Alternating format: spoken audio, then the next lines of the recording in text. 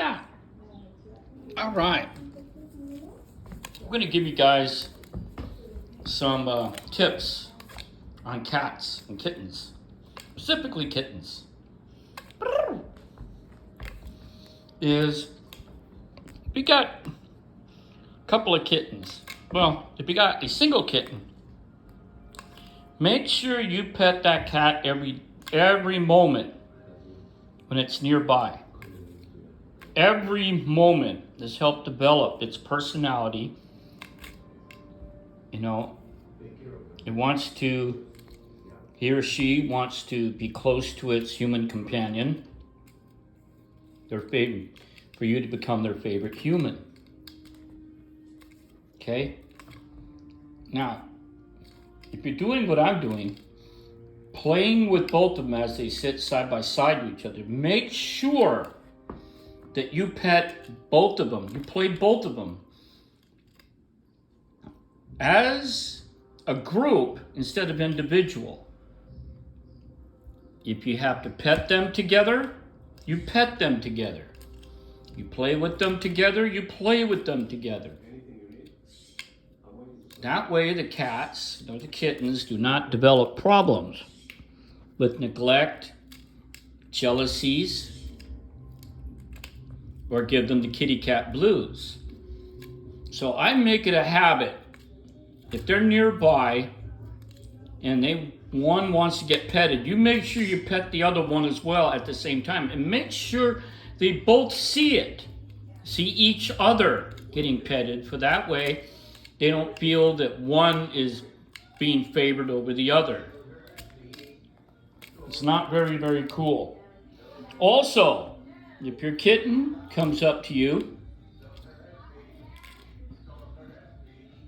and if you're too busy to watch TV or do whatever, or talk on the damn phone or whatever, do not push the kitten away from you. Do not push them away. Okay? It's not a good idea. Put down whatever you're damn doing. If you're knitting, crocheting, playing video games, whatever, you take a moment and you pet your cat, your kitten. Because this is going to is going to make the kitten's development. Okay? Also, do not punish your kittens. Okay? If they do a caca or a doo-doo or whatever, make sure that you pick up the cat or kitten. Hopefully cat won't do it. But you pick up your kitten and you bring he or she to the sandbox, your cat litter, and put them in it. Sometimes it's a good idea, if you have two kittens, pick both of them up, even if one goes or not, and put them in the cat litter box. And if they do a caca or a pee-pee or whatever, it's going to happen no matter what. Do not punish the kittens. Do not.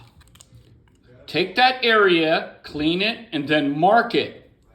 Usually rubbing alcohol, or sometimes you can use witch hazel to give that spot a funny little smell that they will not like, and they will go away from it. So that way you can continue to develop them with them using the cat litter box. That's if you're keeping an indoor cat. Now, I plan on having my two kittens, in maybe 6 months. When they're old enough, I'm going to take them in the backyard together, and I'm going to supervise them moving around the big backyard. Supervise them. I'm going to fix the fence and the walls so that way they can't climb under it and run into the other room and into the other property. So that way they get an idea what the outside is, and eventually they start doing their number 1 and number 2 outside. So eventually they develop it. Then I will crack open a window and remove one of the window panes, and I'll leave it open for them to crawl in and crawl outside at their leisure. Since we got a lot of ferals around here, we got to be careful for the kittens not to get injured. Okay, so those are some very, very useful tips. And of course, do not put flea collars on them. They don't need flea collars. They just put the little flea thing on their necks and they should be okay.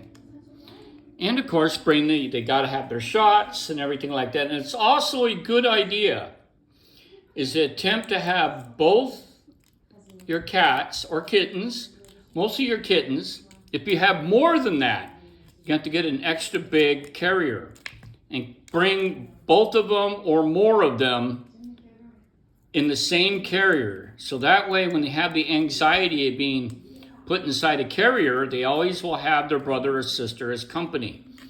That will help bring down the anxiety level of the kittens, which is another good idea.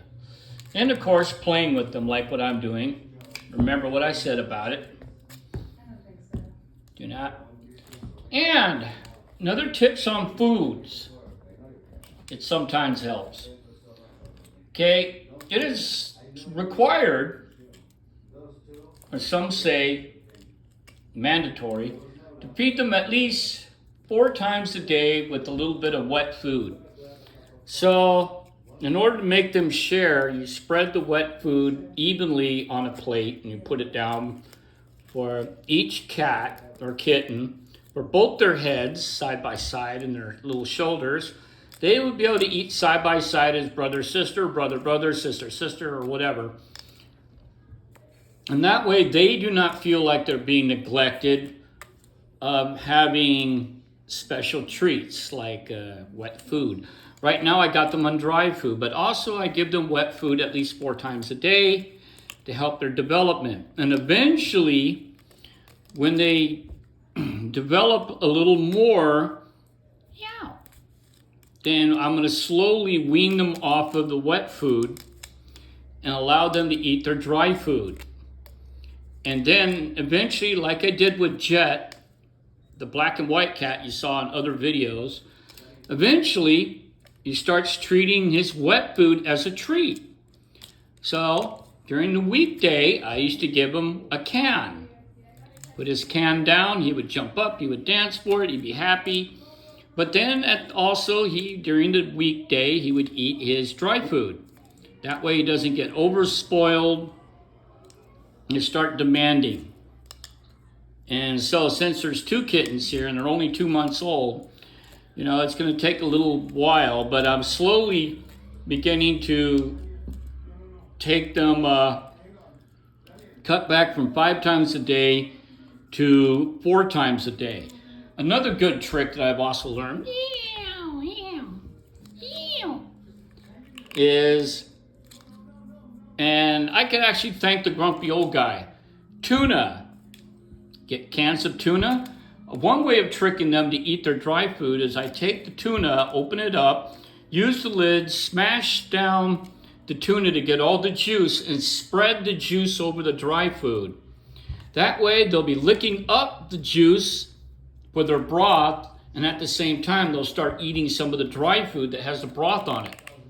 So they'll get a chance to get used to that. And what else can I give? Okay, I think I've gone over companionship, friends, neighbors, scent, of course, and doing a number 1 and doing a number 2 on your floor, your carpet, or whatever. Again, do not punish your kittens. Do not punish them. Do not strike them. Do not hit them. Do not lock them up somewhere and isolate them. Remember, your kittens depend upon you to feed them, to house them, to make them warm and welcome, and take care of them, and they will be your companions for the rest of their lives. Especially if you're an older adult like me. I'm going to be 61 here. So if I can keep them rolling for 15 years, it's all better for me and them. And another thing is, when they're very, very small, watch where you're walking. My advice is for you to shuffle your feet while you're inside the house. If you got active kittens running around, because if you step on them, you're going to injure them really bad and repairing surgery for broken little paws and arms and legs, you're looking about $2,000 per limb. So be careful. Shuffle your feet, like what I do. This is what I mean by shuffling your feet when you're walking around kittens. That way you don't step on them.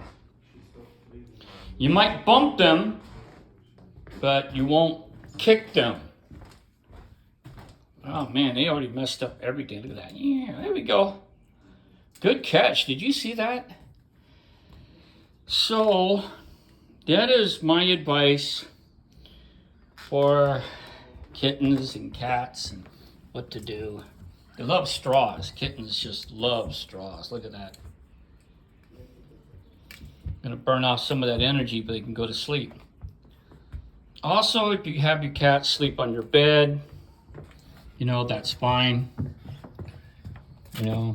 That's another thing. Do not throw your kittens off the bed while you're trying to, when you're sleeping or want to sleep on your bed. The idea is to have them on your bed as companions. They will purr, they will go buzz buzz. That's how they develop their closeness. And believe it or not, kittens that develop into cats can be extremely fierce of their human companions, like Jet was. He was extremely fierce and protective. And I sure miss him. But now, that's then, this is now. So, this is Jeff the Pharaoh, giving you advice, little tidbits on what to do with kittens. And this is Set and Anubis.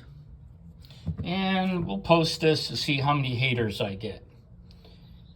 And, of course, if you got the front door, make sure the screen is locked and closed. That way they can't get outside. Yeah.